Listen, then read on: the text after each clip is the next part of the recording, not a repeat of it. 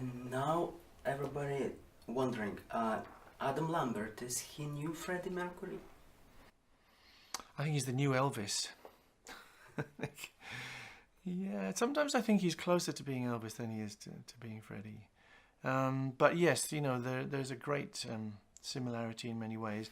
But the nice thing is that Adam does not have to imitate Freddie in any way whatsoever. You know, he sings the songs, but he sings them with his own interpretation. And he's also camp like Freddie was. He's also funny like Freddie was. He's also great at communicating. He's kind of impudent with an audience as Freddie was, but in slightly different ways. He's never trying to be Freddie.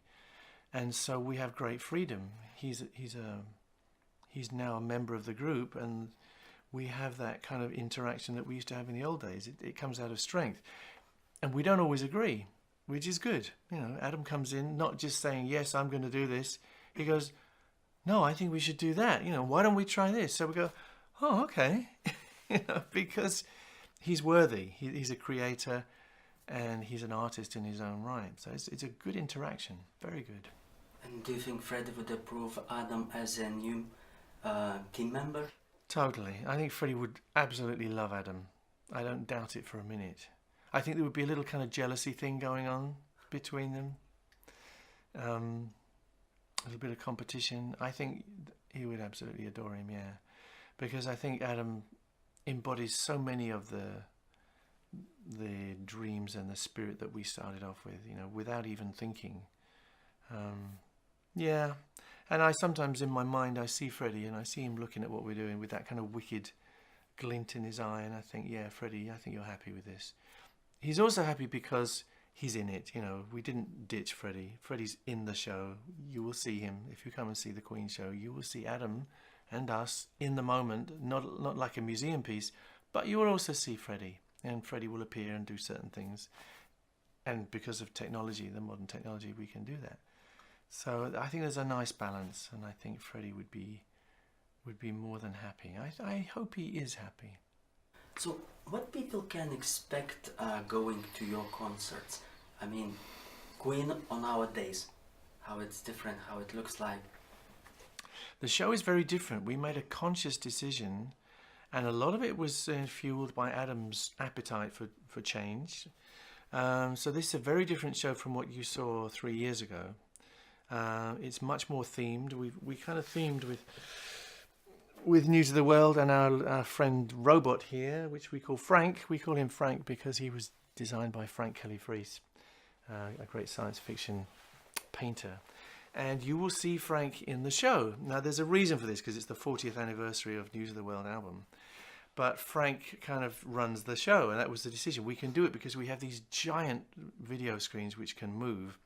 We have them in 2 layers, so we can get this kind of 3-dimensional effect. So we have a lot of fun. It's a kind of cartoon element to the show, which there never was before.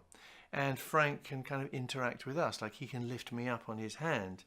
So there's a lot of good kind of fun and games going on. You know, the music is the center still, you know, and we have great confidence in the music.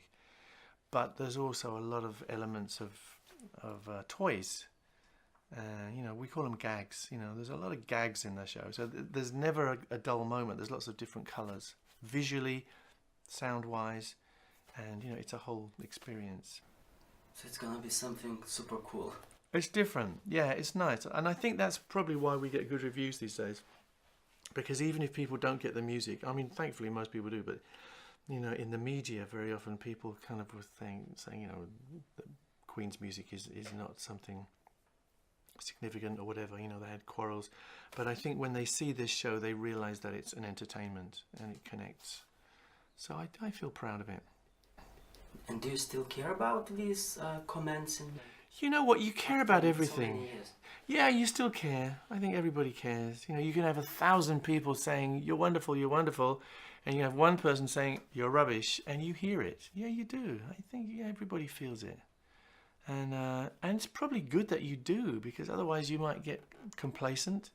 Yeah, I like to hear the criticisms. I like to know what they are and address them, you know, and make my own decision about whether it's valid or not.